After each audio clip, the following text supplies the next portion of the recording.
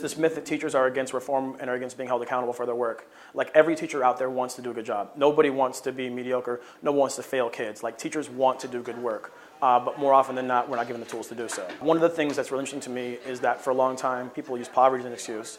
You know, poor kids can't do well. And I think that some of the research that's been done by other schools and some of the work that's been done across the country is disproving that. But on the flip side, you can't go to the other extreme and say, poverty doesn't matter, poverty doesn't matter, poverty doesn't matter. Like, there are implications to poverty in the classroom. In my first 3 years of teaching, I worked in a suburban middle school. And suburban middle school, you have your standard suburban parents and families, you know, and that warm community. And the school test scores there around 87, 89%.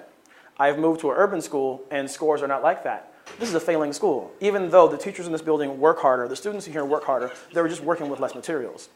You cannot take a population of students who's as economically disadvantaged as this population and send them to school the same number of hours as somebody at, say, Bellevue High School and expect the same results. You can't. They don't have the tools. They're starting the race way far behind those kids from Bellevue High School. You have to be intentional. You have to do things like extended school days, extended school years, and funding.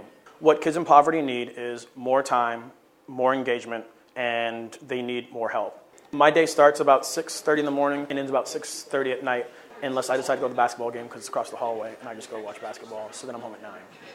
So you have teachers, hardworking teachers in urban schools, who've taken out loans to pay for their national board certifications, and they're being told that the stipends to pay for them aren't coming.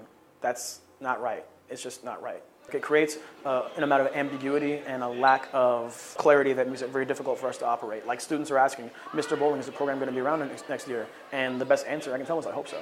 The kids that I'm dealing with, they are amazing, amazing children. And they're like emerging intellectuals. And watching them go from can't form a sentence, can't write a sentence, to talking about the Odyssey, to writing the essays, like, watching that growth is so rewarding. Like, I would pay money to do this job if I wasn't getting paid to do it.